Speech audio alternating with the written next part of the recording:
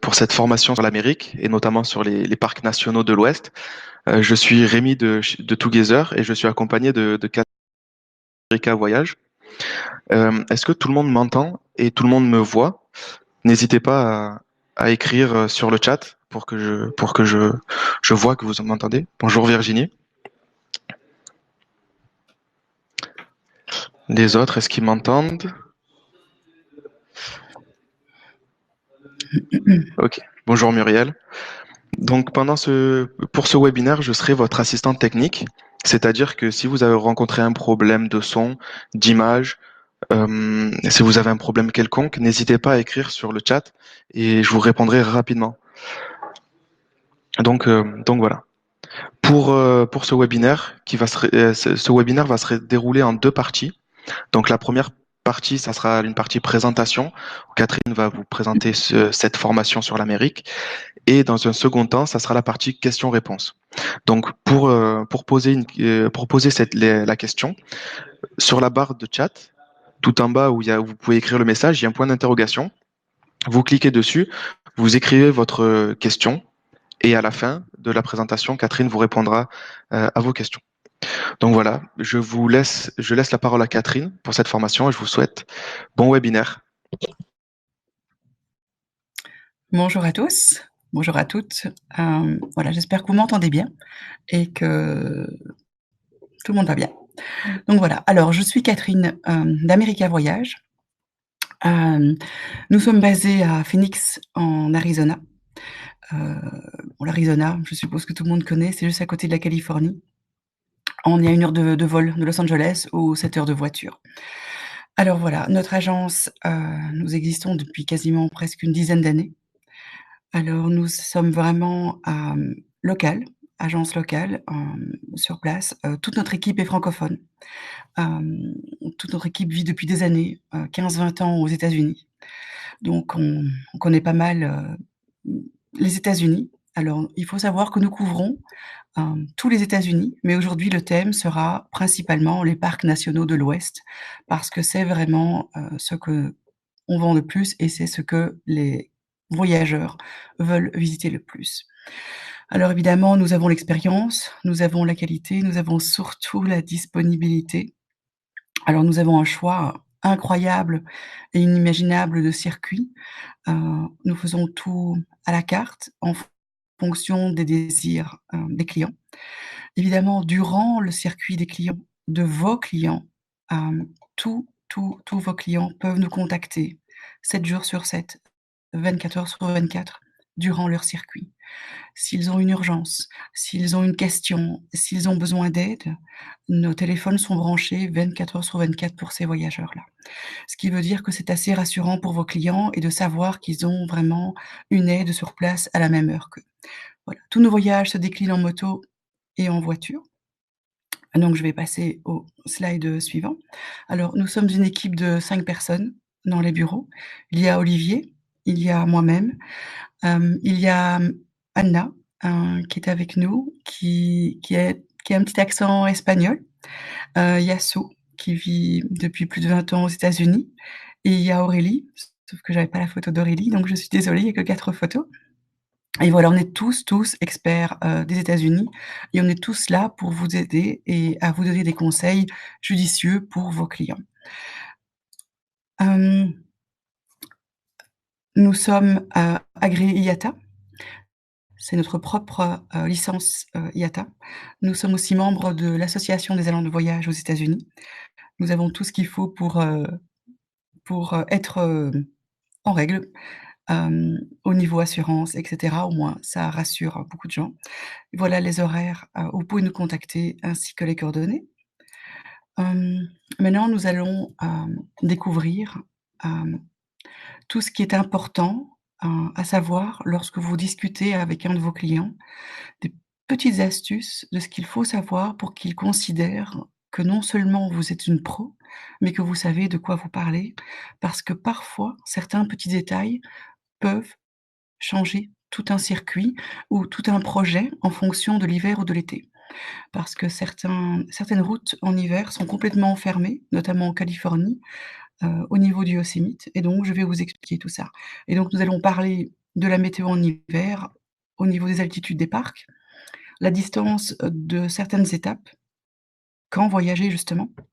Alors les principales villes de l'Ouest, les parcs nationaux et puis je vais vous donner 2-3 petites astuces au niveau des catégories de voitures et au niveau des taxes et des resort fees aux États-Unis. Alors, au niveau de la météo, en hiver, il faut savoir que côté ouest, vous avez un risque de neige, entre novembre et fin avril, mi-mai, uniquement parce que tous ces plateaux de parcs nationaux ont une altitude assez élevée. Quand vous regardez que le Grand Canyon a plus de 2 000 mètres, quand vous voyez que Bryce Canyon est à 2 500 mètres, alors que vous vous rendez compte quand même qu'en France, les stations de ski, certaines ne sont pas aussi élevées, il y a de la neige. Donc vous comprenez que qu'il y a un risque de neige en hiver.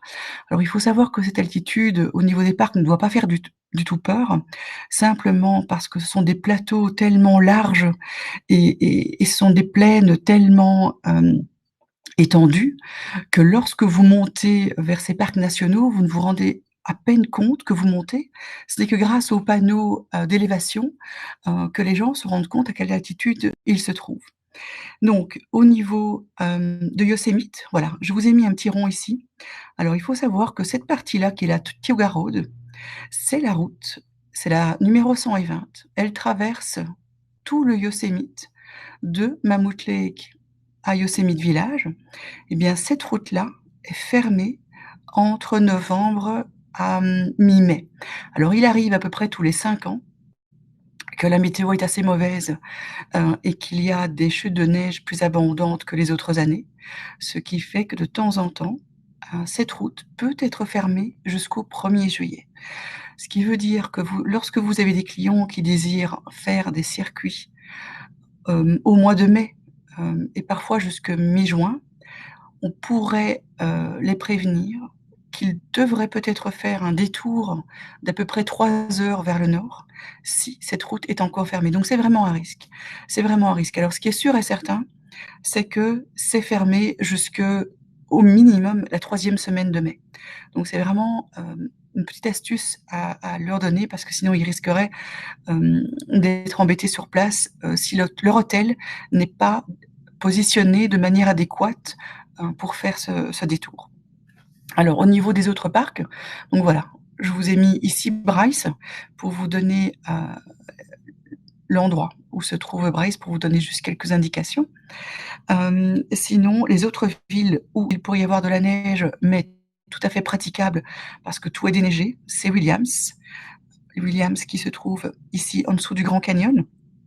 Et alors vous avez Monument Valley, donc vous voyez la photo ici, mais bien sûr, tout est praticable toute l'année.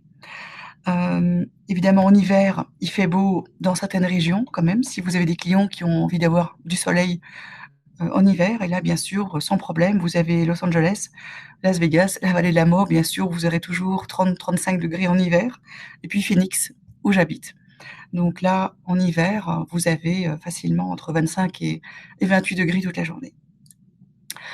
Alors la distance, au niveau géographique, des circuits. Alors, il faut quand même savoir, pour vous donner une petite idée, au niveau des distances, par exemple ici, c'est un circuit de 25 jours, c'est un circuit assez complet pour faire la côte californienne, tous les parcs principaux de l'Ouest avec Las Vegas et la traversée de Yosemite. Donc là, vous voyez que c'est un circuit quand même de minimum 25 jours.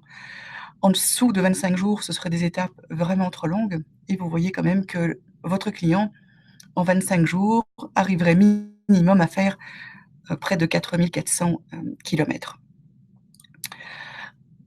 Pour vous donner une idée de quelques distances, pour vous rendre compte que par moment, on ne peut pas accepter certaines étapes, sans étape intermédiaire parce que ça ne vaut pas la peine de passer 10 heures en voiture sans rien visiter.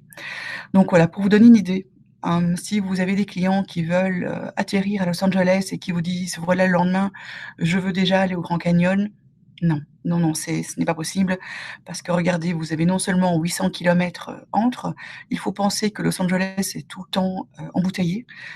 Il faut déjà au moins minimum 1 heure et demie pour quitter Los Angeles et pour se retrouver sur la route en direction de la route 66 et sortir de Los Angeles. Donc il faut minimum une nuit entre, 2 serait l'idéal. Alors vous avez Bryce et Las Vegas, vous avez 440 kilomètres, ça c'est pas un problème. C'est tout à fait gérable parce qu'en fait c'est 2 fois à peu près 220 km, une fois 200 et une fois 240 kilomètres. Vous passerez, vos clients en tout cas, passeront de toute façon par Zion. Alors, chose importante aussi, si vos clients décident de faire la route entre San Francisco et Los Angeles. Vous voyez ici où passe ma souris? Alors, si vos clients veulent faire cela d'une traite, il n'y a qu'une seule solution, c'est le faire par l'intérieur des terres, donc par l'autoroute, qui n'est rien d'exceptionnel, ce n'est que de l'autoroute, et rien à voir. Tandis que si vous le faites, si vous conseillez vos clients de le faire par la route numéro 1, qui est très très jolie, là évidemment vous avez 700 kilomètres, mais 700 kilomètres en plus de 10 heures, sans arrêt, ce qui veut dire que c'est pas possible en un jour. Donc vous devez vraiment faire 1 ou 2 étapes intermédiaires, ça c'est vraiment primordial, parce que simplement cette route est en hauteur, c'est un petit peu comme 3/4 de la route est un petit peu comme si vous étiez à Étretat en France, donc c'est vraiment des falaises. La vue est magnifique, la route est très scénique, mais au niveau vitesse, on ne roule pas plus que 40 kilomètres à l'heure durant à peu près 60% du trajet, simplement parce que vous êtes en montagne et que il y a pas mal de tournants. Donc voilà. Alors au niveau, pour vous donner une autre idée, au niveau Las Vegas, San Francisco, il y a plusieurs solutions. Soit vous faites ce trajet en vol interne, vous avez à peu près 1 heure et demie de vol. Soit, vous voyez, il faut au minimum 3 nuits pour arriver, 3 jours pour arriver à San Francisco.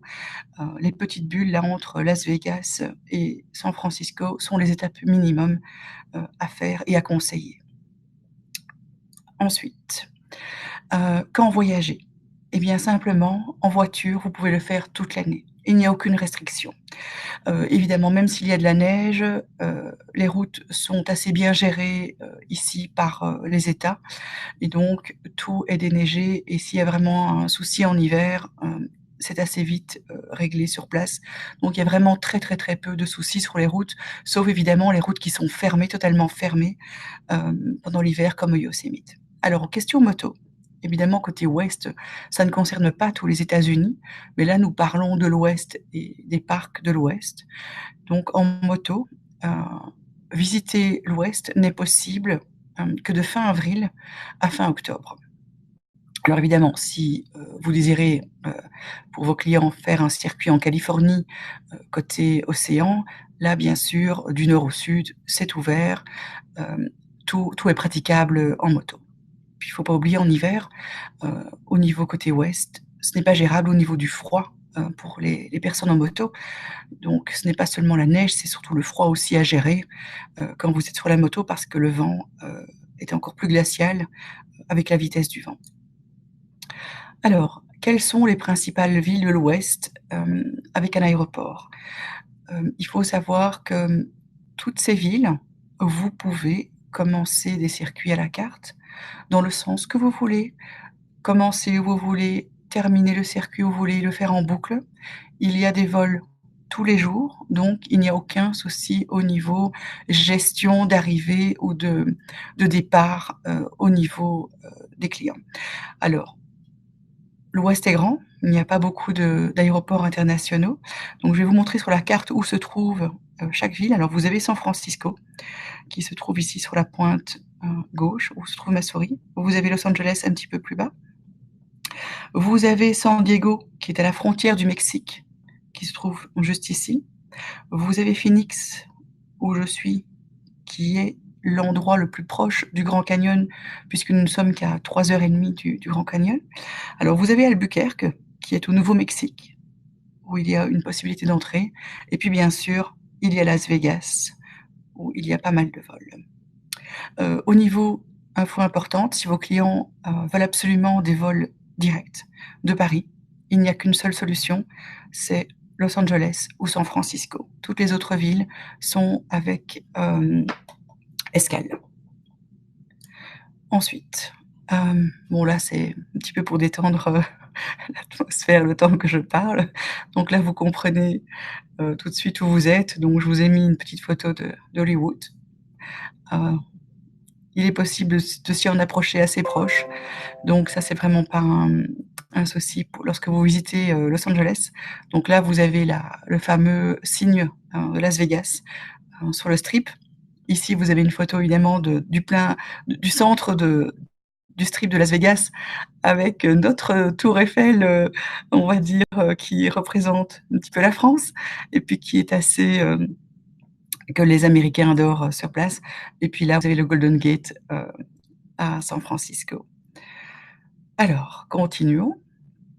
Alors, je vais juste vous montrer là les principaux parcs de l'Ouest. Pourquoi j'ai mis nationaux entre parenthèses? Parce que tous les parcs de l'Ouest ne sont pas des parcs nationaux. Quelle est la différence entre les parcs nationaux, les parcs d'État ou les parcs gérés par territoire indien? Eh bien, les parcs de l'Ouest, les parcs nationaux, c'est eux qui sont inclus dans les passes qui sont vendus, qui coûtent 80 $ par voiture. Donc ce n'est pas un coût par personne, mais par voiture. Et vos clients ont accès à tous les parcs nationaux. Évidemment, le 3/4, je dirais même 90% des parcs dans l'Ouest sont des parcs nationaux, mais vous avez quand même quelques parcs sur territoire indien ou parcs d'État. Alors, quels sont les quelques parcs qui ne sont pas inclus dans le pass des parcs nationaux? C'est ici Antelope Canyon qui se trouve à Page au lac Powell. C'est sur territoire indien. Il faut s'inscrire à l'avance, payer un droit d'entrée et vous pourrez le visiter de différentes manières, mais ça, je pourrais bien sûr vous expliquer lorsque vous me poserez des questions en dehors de cette formation. Alors, vous avez aussi Monument Valley. Monument Valley n'est pas du tout un parc national. C'est totalement sur territoire indien. Il faut payer un droit d'entrée sur le territoire indien et une fois que vous avez passé ce droit d'entrée, là, vous avez le droit, de visiter, Monument Valley et donc là, dans cette liste ici, ce sont les 2 seuls parcs qui ne donnent pas accès avec le pass, des parcs nationaux, mais à payer en supplément. Alors, j'ai pensé vous mettre, pour vous aider à visualiser certaines choses et à vous donner, une image plus parlante.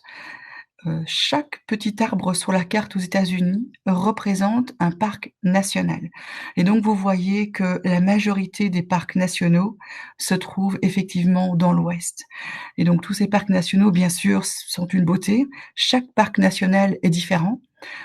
Chaque parc national a sa propre, beauté, sa propre particularité, ses propres couleurs et donc on ne peut pas dire qu'en voyant un parc national, on va voir chaque fois la même chose. Non, c'est vraiment très, très différent, c'est très diversifié et au fur et à mesure que les gens visitent les parcs nationaux, vraiment ils découvrent toute cette beauté et toutes ces différences.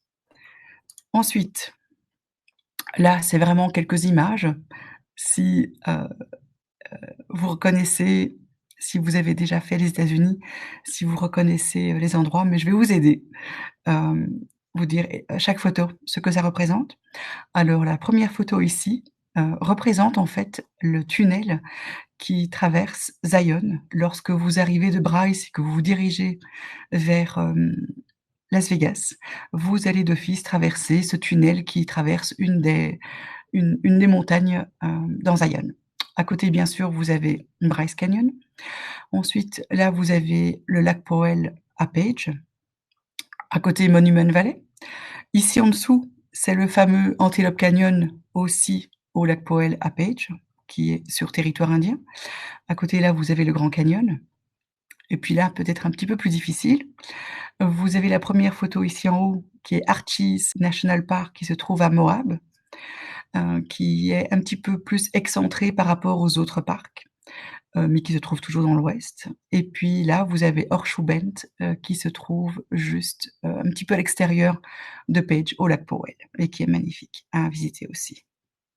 Qui maintenant est devenu, payant parce qu'avant, c'était gratuit, mais depuis quelques mois maintenant, il y a une entrée payante pour Horshubent. Alors, au niveau, des catégories de voitures, souvent, les clients font l'erreur de vouloir choisir une voiture, hem, trop petite par rapport au volume de bagages dont ils ont besoin par rapport au nombre de personnes dans le véhicule. Ce qui veut dire que par moment, lorsque si par exemple vous êtes, vous décidez de proposer une voiture, berline intermédiaire, et c'est une famille de 4 personnes. Bien sûr, les 4 personnes seront très à l'aise et confortables à l'intérieur de l'habitacle. Il faut juste penser qu'au niveau volume bagages, cela pose un souci. Parce qu'évidemment, les voitures ne sont jamais, construites de manière à ce que le volume correspond au nombre de personnes dans la voiture. Surtout si les gens prennent de très grosses valises, il faut penser à cela. Évidemment, sur place, ils peuvent toujours, changer de catégorie de voiture, payer pour une voiture, plus chère, une catégorie de voiture plus chère. Mais bon, sur place, il faut penser qu'il faut quand même conseiller à vos clients de ne pas prendre de bagages, trop volumineux par rapport au coffre. Alors attention, au niveau des voitures, aux États-Unis comme partout, hem, on ne loue jamais un modèle ni une marque, on loue toujours une catégorie. Donc toujours penser par catégorie. Jamais promettre une marque, un modèle, simplement parce que la plupart du temps, toutes ces voitures sont dans des parkings. Les personnes pourront choisir elles-mêmes la voiture. Rien, n'est programmé ou prédestiné pour une personne type. Donc c'est vraiment par catégorie que les loueurs, proposent les voitures. Alors voici, ça c'est la catégorie des berlines. Donc vous voyez la compacte qui est la plus petite, qui est bien pour 2 personnes et 2 valises dans le coffre. L'intermédiaire, 3-4 personnes, mais 3 valises, et la full size, 4 personnes. Vous pouvez mettre 4 valises et un sac, donc ça, c'est pas un souci. Alors, pour vous donner une autre idée, les catégories des SUV, évidemment, plus vous montez en catégorie, de SUV, plus aussi le coût, devient cher.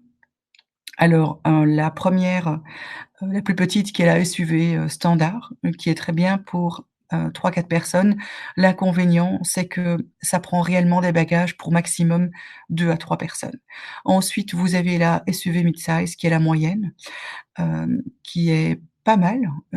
On peut déjà mettre pour 3 bonnes personnes des bagages, et puis vous avez la full size qui est vraiment, très grande, et puis évidemment, vous avez la premium. Attention, la premium n'est pas disponible, dans toutes, les villes aux États-Unis, simplement parce que cette voiture est vraiment très, très grande, et elle est plus souvent dans les aéroports, que dans les villes. Donc il faut, penser aussi à ce genre de détails, heu, parce que, par exemple, San Francisco, si vous voulez prendre des voitures dans le centre de San Francisco, en fonction du volume des voitures, certaines catégories ne sont pas disponibles.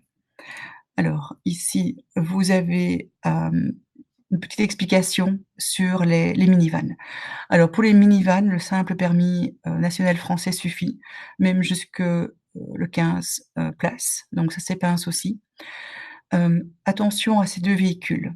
Alors bien sûr, ici le premier, le plus petit, est un van de 7 places, mais vous pensez bien que s'il y a 6 ou 7 personnes, dans le van, il n'y a plus assez de volume, bagages nécessaire, pour tous les participants du voyage. Donc il faut être attentif à ça, et il vaut mieux conseiller des sacs de sport souples qui sont modulables plutôt que des valises, en dur, qui pourraient poser un problème au niveau du coffre.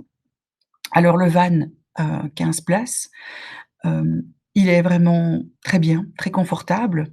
L'inconvénient, c'est qu'il n'a pas de coffre à l'arrière, pour pouvoir mettre les bagages à partir des portes arrière. Ce qui veut dire qu'il faut mettre tous les bagages à partir des portes qui s'ouvrent latéralement, sur le côté du véhicule, et ça sera les 2 ou la dernière banquette de ce véhicule qui servira de volume coffre pour les bagages.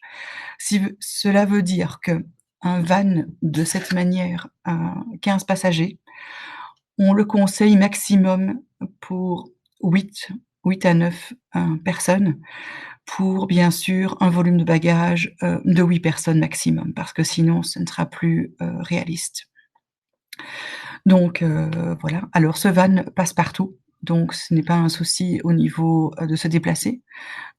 Il est assez facile, de conduite et c'est agréable lorsque vous avez 2 familles, qui veulent voyager et qui veulent absolument voyager dans un seul véhicule.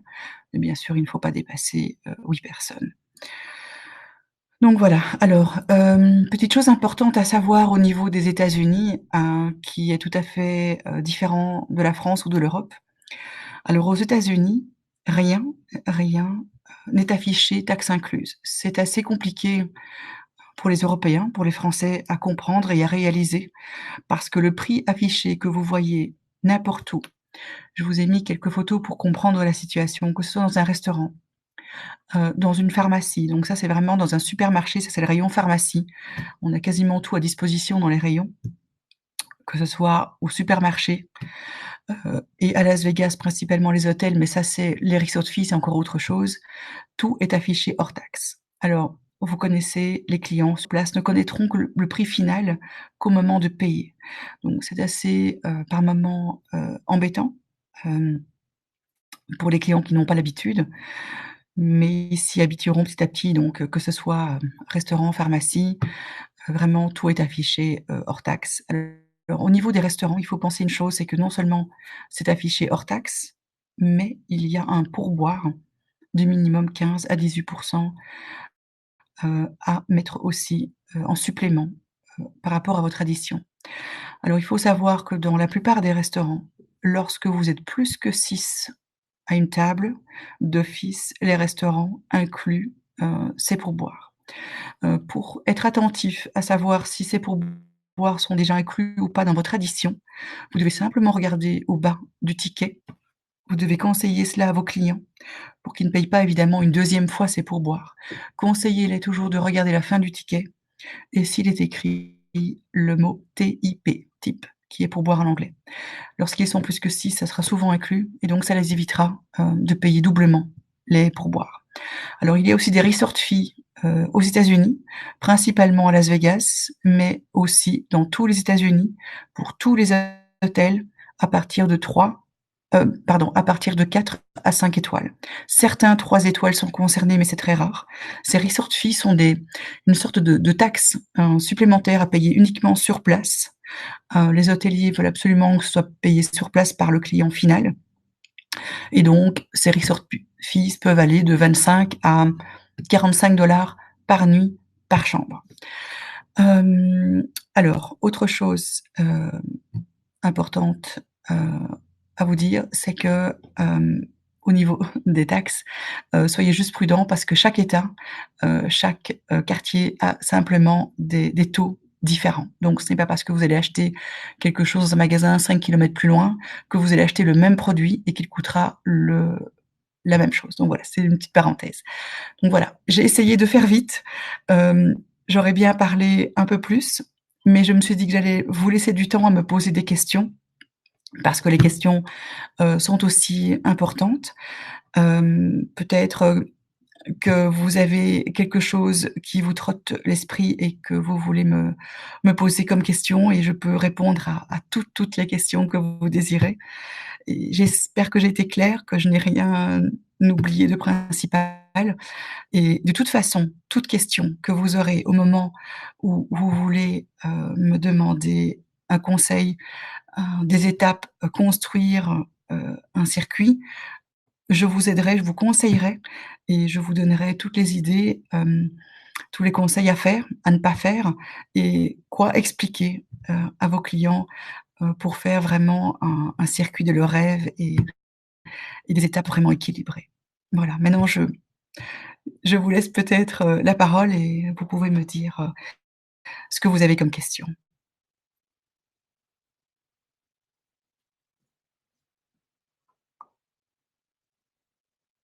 Très bonne question. En fait, le forfait 80 des passes, c'est une très, très bonne question. C'est en fait pour 2 motos. C'est vrai, j'aurais dû le préciser et donc, il faut savoir que sur ce pass, vous avez à l'arrière de la carte 2 signatures possibles. Donc dès que vous achetez le pass, il faut le signer. Lorsque vous êtes en moto, les 2 motards doivent signer à l'arrière et donc automatiquement, les 2 motos peuvent passer, sans problème et la voiture ne doit signer qu'à un seul endroit. Lorsque le conducteur de la voiture signe, qu'un seul endroit. Parce que ça veut dire quoi? Que s'il veut revenir ou si, quelqu'un d'autre de la famille veut revenir, il peut évidemment le passer à quelqu'un de la famille quelques semaines ou quelques mois après et la deuxième personne signe et peut l'utiliser aussi. Oui, tout est sur mesure. Vous pouvez me demander tout ce que vous voulez, partout dans les États-Unis. Ça fait plus de 22 ans que nous sillons les États-Unis. Heu, Évidemment, je ne connais pas toutes les rues de tous les États-Unis, mais je connais pas mal. Que ce soit est, ouest, central, tout est sur mesure, tout est à la carte. Ça c'est vraiment sans problème.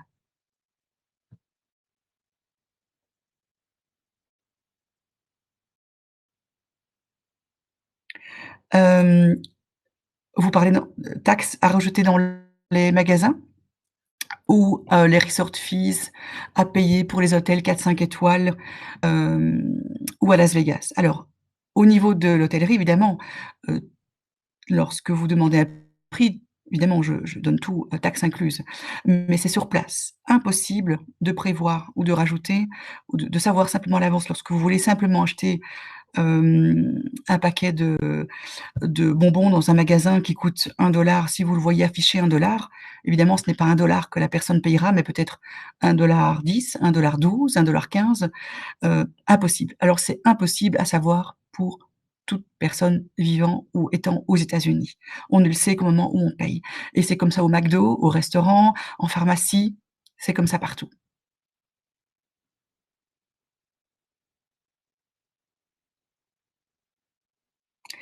Alors ce n'est pas dans les chambres, non.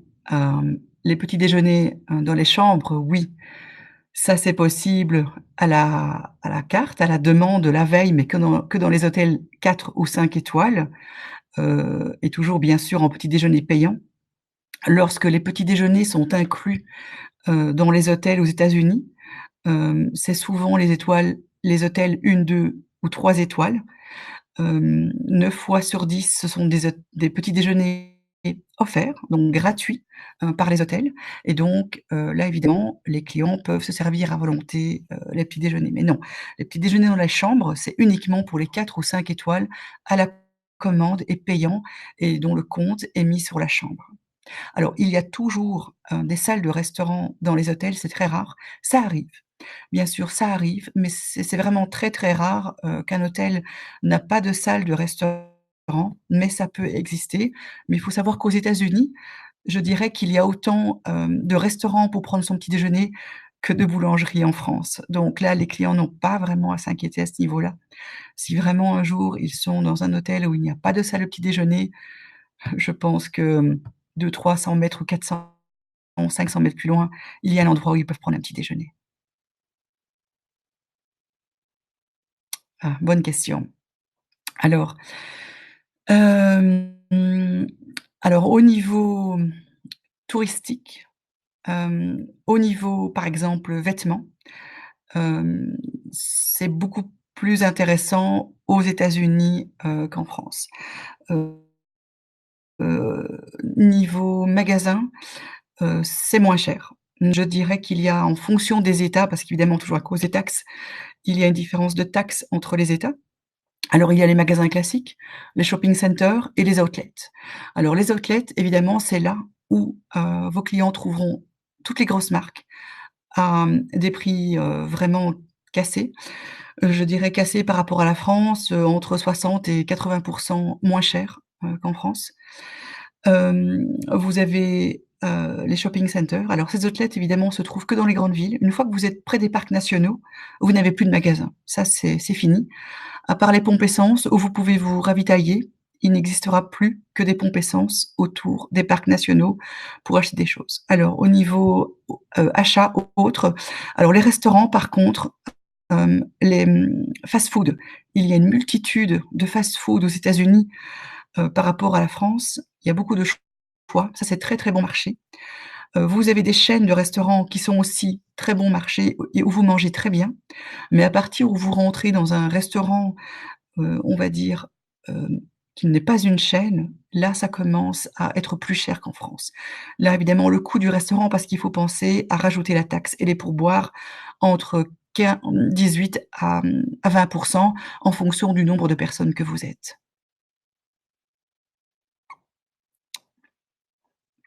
Oui. Alors, il y a des sodas gratuits, qui s'appellent refill dans tous les restaurants aux États-Unis, à partir du moment que ce n'est pas servi en canette ou en bouteille. Donc tant que ce n'est pas mis à table par une canette ou une bouteille, tout ce qui est soda, à partir du premier verre payé, tout le restant est gratuit. Alors l'eau est d'office gratuite. Vous demandez de l'eau, c'est gratuit partout dans tous les États-Unis. Tout ce qui est soda, vous pouvez soit vous servir vous-même, soit le serveur ou la serveuse viendra d'office sans que vous demandiez quoi que ce soit, remplir vos verres de manière gratuite et il n'y a aucune crainte à ce moment-là, tant que ce n'est pas ou en bouteille ou en canette. Si c'est le cas, c'est à vous de demander une nouvelle boisson. On ne vous servira pas d'office. Donc je vous écoute pour la prochaine question, si vous en avez.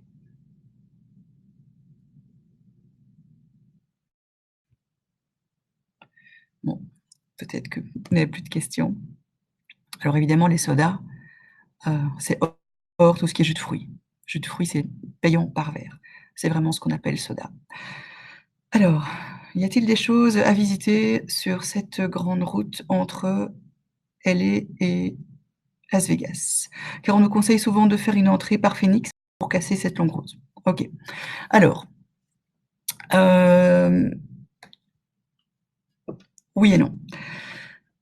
Évidemment, l'entrée à Phoenix, est surtout pratique parce que au niveau des parcs nationaux, c'est la ville où vous avez un aéroport, le plus proche des parcs nationaux. Phoenix, il y a rien vraiment, on va dire, d'exceptionnel à visiter, mais c'est un grand aéroport international et il y a à peine 3h30 de route pour déjà arriver au Grand Canyon. Donc évidemment, Phoenix est une facilité. Alors l'avantage d'arriver par Phoenix, c'est que la route entre Phoenix et le Grand Canyon, la route est merveilleuse. C'est une route scénique et de plus, vous passez par Sedona, qui est très connu mondialement pour l'art. Vous avez aussi, un parc, national qui est Red Rock à Sedona. C'est très, très beau à visiter. Vous avez des routes scéniques, vous avez des rivières, des petites forêts à visiter et ensuite vous arrivez au Grand Canyon.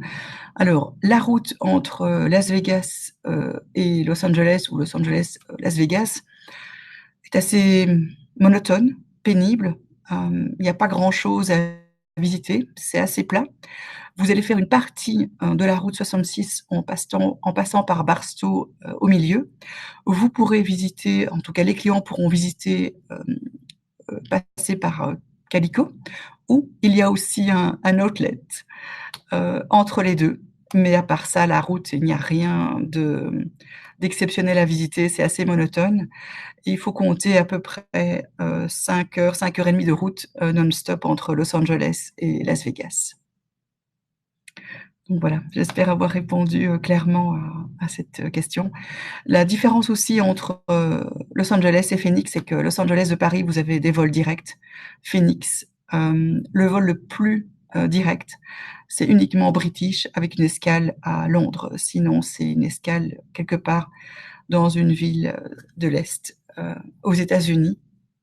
Il faut juste penser toujours que lorsque vos clients font une escale dans une ville aux États-Unis, il faut minimum 2 heures à 2 heures et demie toujours. Jamais prendre un billet, d'avion sous les 2 heures et demie d'escale dans une ville aux États-Unis, simplement parce qu'il y a un risque de rater l'escale à cause de l'immigration à faire dans la première ville aux États-Unis, parce que vous ne pouvez pas prévoir à l'avance la durée, que les clients vont attendre pour l'immigration.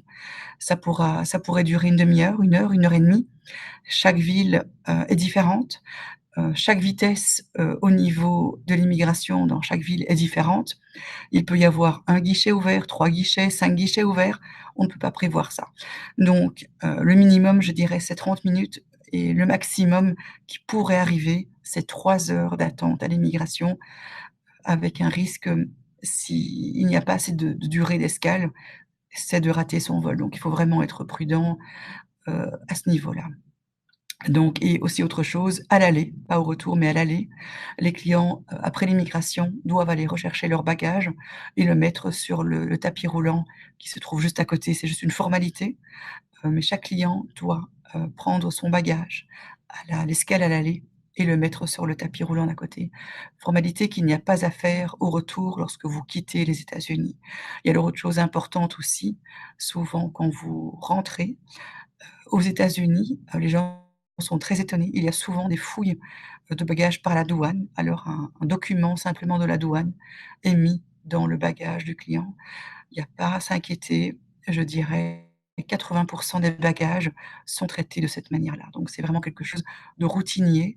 Il ne faut pas que les clients s'offusquent, parce qu'on a ouvert les bagages et vérifié. C'est quelque chose de tout à fait normal aux États-Unis.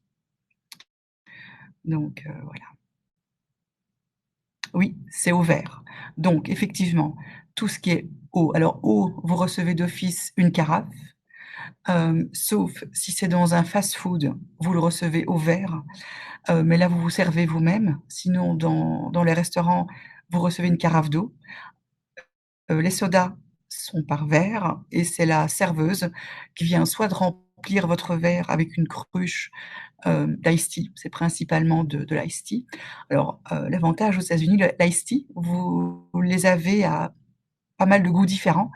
Donc il y a framboise, pêche, mangue, ça c'est la différence par rapport à la France.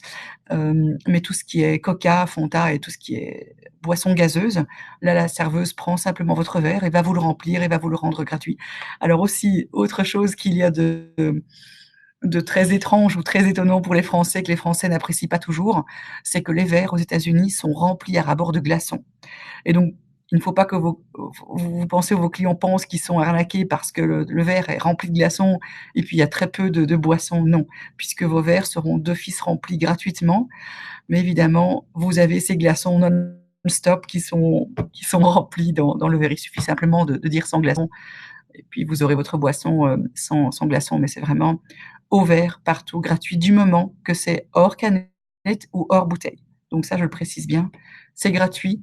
Ce sont des refills, donc on resserre gratuitement tant que ce n'est pas à la bouteille ou à la canette. Ah, les parcs les plus visités, évidemment. Les parcs les plus visités, c'est le Grand Canyon, Monument Valley, qui est vraiment magnifique, mais bon, ce n'est pas un parc national, mais un parc sur territoire indien, mais c'est vraiment Monument Valley. Bryce Canyon, qui est un parc national. On peut faire des visites, des balades incroyables. Alors attention, le Grand Canyon, vous pouvez faire des balades. En été, je ne conseille pas du tout, de faire une balade dans le fond du Grand Canyon. D'ailleurs, pour faire une balade dans le fond du Grand Canyon, il faut un permis, délivré par les rangers. C'est un permis qui est demandé à l'avance, simplement parce que c'est une balade, au niveau, conditions physiques. Il faut être en très bonne condition physique parce que le descendre est très facile. Le remonter, il faut, en fonction de la forme physique, entre 7 heures et 10 heures de marche pour remonter du bas du Grand Canyon vers l'extérieur pour la sortie. Et donc, ce n'est pas conseillé. Par contre, vous pouvez faire des balades d'1 heure sans plus. Alors, vous avez bien sûr Zion qui se trouve entre Bryce et Las Vegas. Vous avez Page au lac Powell. Étonnamment, Page, pour arriver sur la petite partie de plage, c'est une toute petite partie de plage au lac, c'est considéré comme un parc national et il faut la carte des passes ou un droit d'entrée sur le lac Powell, puisqu'il est considéré comme parc national. Vous avez bien sûr Death Valley. Death Valley qui se trouve entre Las Vegas, Mammoth Lake et Yosemite. Vous avez Yosemite qui est aussi très visité. Alors bien sûr, Yosemite est magnifique, il est très beau. Il faut juste faire attention à une chose, voilà, c'est ça que je voulais parler, tout à l'heure de Yosemite et que j'ai en fait, zappé. C'est que Yosemite est totalement fermé en hiver, du mois de mai jusque fin, pardon, du mois de novembre jusque fin mai et donc Yosemite, bien sûr, est très visité, mais il faut faire attention, au niveau de la fermeture, de Yosemite. Donc ça, malheureusement, la seule chose qu'il est possible de visiter Yosemite en hiver, c'est Yosemite Village. C'est l'entrée ouest. Uniquement l'entrée ouest est ouverte. Donc l'entrée est, côté Mammoth Lake, est fermée, raison pour laquelle on ne peut pas traverser le Yosemite et simplement visiter, certaines choses. Donc et donc les parcs, comme je disais, les plus visités, je fais un récapitulatif, c'est le Grand Canyon, Monument Valley, Bryce Canyon, Lac Powell, Zion, Death Valley, Yosemite, au niveau de l'ouest. Vous avez aussi des parcs un petit peu moins visités, qui est Joshua Tree, qui se trouve à côté de Palm Springs et qui se trouve pas loin de Los Angeles. Et là, souvent, on peut le visiter lorsqu'on fait une halte entre Los Angeles et le Grand Canyon. Vous pouvez faire une halte, soit à Palm Springs, soit au lac Havasu et là, bien sûr, il y a moyen de visiter Joshua Tree, qui est très joli aussi. Alors, autre parc, qui est très visité aussi, mais qui est beaucoup plus loin et là, il faut, quelques jours, de circuit supplémentaire, qui est Moab. Moab, là, c'est une région, très scénique, très belle, surtout pour les motards, mais évidemment en voiture aussi et vous avez 3 parcs, nationaux. Vous avez Canyonlands, vous avez Needles qui se trouve dans l'autre Canyonlands de l'autre côté et vous avez Arches National Park où vous avez une centaine d'arches naturelles, hem, créées par, l'érosion du vent. C'est très c'est vraiment magnifique. Il faut compter à peu près un jour. Au niveau géographique, c'est à peu près, une étape plus loin que Monument Valley. Donc c'est un peu plus loin que Monument Valley et là, il faut passer entre 2 à 3 jours, à Moab pour visiter ces parcs nationaux qui sont à Moab, qui sont vraiment magnifiques et qui sont vraiment, eux, les plus visités. Voilà, j'espère avoir été claire, là-dessus. Quelle visite hors des sentiers battus pour nous con sur LA peut-on accéder facilement aux lettres? OK. Quand vous dites, quelle visite hors des sentiers battus nous conseillez-vous sur Los Angeles? Peut-on accéder facilement aux lettres? Vous parlez des lettres sur, l oui, OK, c'est ça.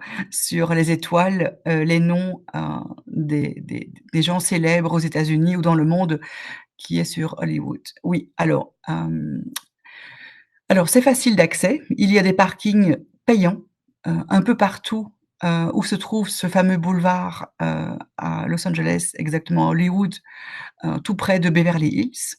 Alors, oui, vous pouvez vos clients peuvent se stationner dans les parkings, payants aux alentours, y aller à pied. C'est assez, il y a souvent du monde. Il faut bien sûr faire attention parce que c'est sur le trottoir et que bon, bah, souvent par moments on joue des coudes parce qu'il y a beaucoup de monde. C'est très accessible. Malheureusement, le quartier est décevant. Les gens sont souvent déçus lorsqu'ils y vont parce que l'endroit est beaucoup plus petit que ce qu'on nous montre réellement à la télévision. C'est décevant parce qu'on pense que c'est grandiose et que quand on est sur place, on se dit: ce n'est que ça». Évidemment, tout le monde a envie de faire des photos, tout le monde a envie de découvrir ce que c'est. Une fois que vous l'avez fait, c'est très bien, mais la plupart du temps, les gens n'ont pas envie de le refaire une deuxième fois parce qu'une fois est suffisant et puis surtout le quartier, l'endroit est évidemment rempli de magasins souvenirs. Vous pouvez acheter tout ce que vous voulez sur place. Je dirais que pour visiter cet endroit-là, après 1 heure, vous avez envie de partir, 1 heure et demie. Une fois que vous avez découvert les gens que vous avez envie de découvrir sur le sol avec leurs étoiles et leurs noms, vous prenez des photos, vous découvrez les alentours et voilà. Oh! Non, c'est pas ça que vous désirez. C'est le panneau sur la colline. OK. Alors, le panneau, vous pouvez y aller, assez proche. Alors, le panneau, vous ne pouvez pas y accéder, vous ne pouvez pas le toucher ni monter à pied pour être, pris en photo juste à côté du panneau de Hollywood. Non, mais vous pouvez vous approcher assez proche. Alors c'est une seule rue qui monte assez fort en pente. Les gens se stationnent, dans cette rue. Alors il faut savoir que c'est une rue où il y a des habitants, donc il faut être très prudent parce que la police est là régulièrement, pour mettre des amendes aux voitures, qui sont stationnées, devant les maisons des habitants sur place. C'est assez, contraignant pour les habitants. Il y a des parkings mis à disposition en bas de la rue. L'inconvénient, c'est que c'est, très pentu et qu'il faut monter cette rue à pied pour s'approcher le plus possible de ce panneau de Hollywood. Je dirais que le plus proche, on pourrait s'y approcher, c'est peut-être, de 300-400 mètres, je dirais, mais c'est vraiment on le voit vraiment bien bien grand. Heu, il y a assez de monde, dans ces rues, pour aller voir le panneau à Hollywood. Alors il faut savoir que ce panneau à Hollywood se trouve, en direction, si vous venez du centre de Los Angeles, c'est en direction de Beverly Hills. Vous êtes dans les quartiers huppés, de Beverly Hills, c'est sur la montagne, hem, où vous avez toutes ces villas. Il faut juste faire attention parce qu'évidemment, c'est un quartier habité et bien sûr les habitants ne sont pas toujours contents parce que c'est vraiment très touristique et des centaines de gens viennent en voiture là tous les jours. Donc oui, vous pouvez, y aller, stationner conseiller de stationner dans les parkings adéquats et de faire le restant du trajet à pied pour éviter des amendes, par la police. Alors, autre question, pouvez-vous nous dire si vous nous conseillez vivement les nuitées dans l'hypercentre de San Francisco ou en dehors? Il nous est souvent dit que certains quartiers sont dangereux en voyage en groupe. Ah, je dirais oui et non. Alors oui, je conseillerais le centre de San Francisco pour diverses raisons. Alors le centre de San Francisco, tout est pratique, pour le visiter hors véhicule, hors voiture. Donc il ne faut pas, un véhicule pour visiter San Francisco. C'est un petit peu comme Paris. Vous avez des transports en commun vraiment très pratiques. Vous avez tout sous la main, que ce soit métro, tram, bus, tout est hyper facile pour, s'y diriger. Hem, au niveau de certains quartiers. Alors, les quartiers, je dirais les pas fréquentables ou, un petit peu dangereux, c'est plutôt Oakland. Oakland qui se trouve, à l'extérieur de San Francisco, où il y a aussi un aéroport. Là, évidemment, ce n'est pas très conseillé. Alors le centre de San Francisco, malheureusement, est rempli de SDF. Ce n'est pas parce qu'il y a des SDF que d'office, les gens se font attaquer. Évidemment, les SDF vivent au milieu des habitants, sur place. Oui, effectivement, il y a, beaucoup de SDF. Ça peut faire peur aux touristes, parce qu'on pense toujours que les SDF sont agressifs. Non. Certains peuvent l'être si malheureusement ils ont bu. Mais ça, je pense que les SDF, peu importe, dans n'importe quel pays au monde, un SDF peut être, hem, on va dire, calme, il vous fout la paix ou il demande de l'argent ou être agressif, ce n'est pas spécialement pour, San Francisco. Alors évidemment des SDF, vous les avez partout, aux États-Unis, dans les grandes villes, que ce soit New York, Las Vegas, Los Angeles, San Diego. Bien partout, vous avez des grandes villes malheureusement, les touristes, auront toujours des SDF, autour d'eux. Alors il faut savoir que San Francisco, centre, a Civic Center où se trouvent majoritairement on va dire, les grands hôtels au meilleur prix, c'est là où se trouvent concentrés tous les SDF et donc c'est assez, perturbant de réserver de beaux hôtels, de grands hôtels où, vous avez, tout autour des SDF, c'est vrai. Si vous logez en dehors de San Francisco, si vous logez, les clients du côté de l'aéroport, qui est à peu près à, 40 minutes, que ce soit en voiture ou en transport en commun, du centre de San Francisco. Il faut penser à la contrainte distance, temps, pour aller au centre, pour visiter et puis pour retourner, le soir à son hôtel. C'est réalisable, bien sûr, c'est juste contraignant au niveau du trajet. Mais vous avez aussi beaucoup d'hôtels très, très bien, très vraiment excellents, tout autour de l'aéroport. c'est juste une question de temps, au niveau distance, pour chaque fois aller dans le centre. Mais sinon au niveau, qualité de vie et de facilité de restaurant, de découverte, journée comme le soir, le centre est l'idéal. Mais bien sûr, il y a cette contrainte malheureusement de d'SDF. Alors je vous dis sincèrement, en plus de 10 ans que je fais ces circuits, je n'ai pas eu une seule personne qui s'est plainte d'une agression vis-à-vis de quoi que ce soit, d'un SDF ou d'autre chose. Donc ça, non. Mais c'est vrai que c'est perturbant et ennuyant et les gens ne sont pas à l'aise avec malheureusement ces SDF qui n'ont pas non plus choisi de vivre dans ce genre de conditions. Alors, la question est: à partir de quel âge l'accès au casino dans les hôtels? 21 ans. Alors, toutes les familles qui ont des enfants, en dessous de 21 ans, ils ont bien sûr accès au casino.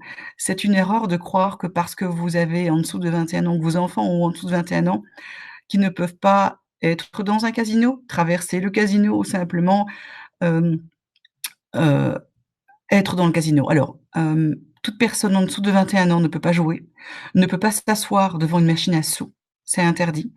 Lorsque les, parents, jouent aussi, les enfants n'ont pas le droit théoriquement d'être debout à côté des parents à regarder.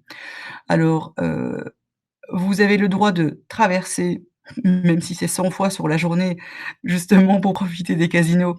Vous pouvez même traverser 100 fois le même casino ou 100 fois plein d'autres casinos à Las Vegas avec vos enfants, peu importe l'âge qu'ils ont, bien sûr qu'ils ont le droit.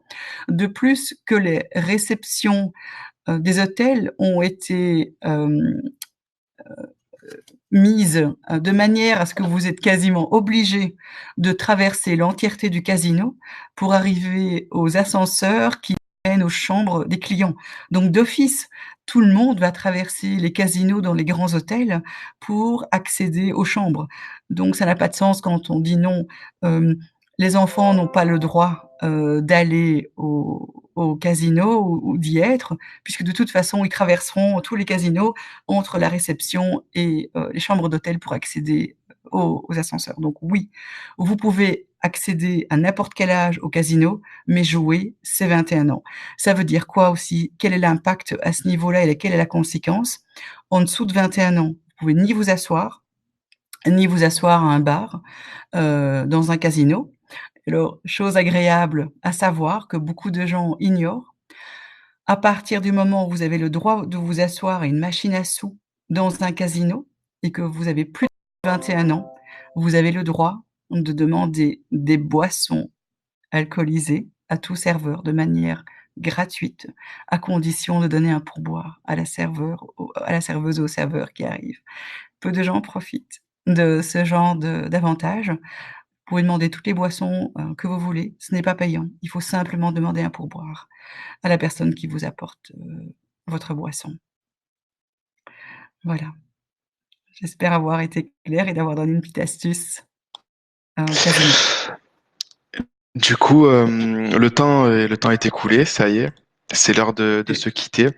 Donc, si vous avez encore différentes questions, je vous laisse contacter Catherine au mail Oui, en dessous, b2b@america-voyage.com. Et je vous dis merci à vous d'être resté jusqu'à la fin et d'avoir participé à ce webinaire. Et merci à Catherine pour cette belle formation sur l'Amérique. merci. Merci à tout le monde. J'espère que j'ai été claire. Merci, bonne fin de journée, au revoir. Merci. Au revoir à tous. Au revoir.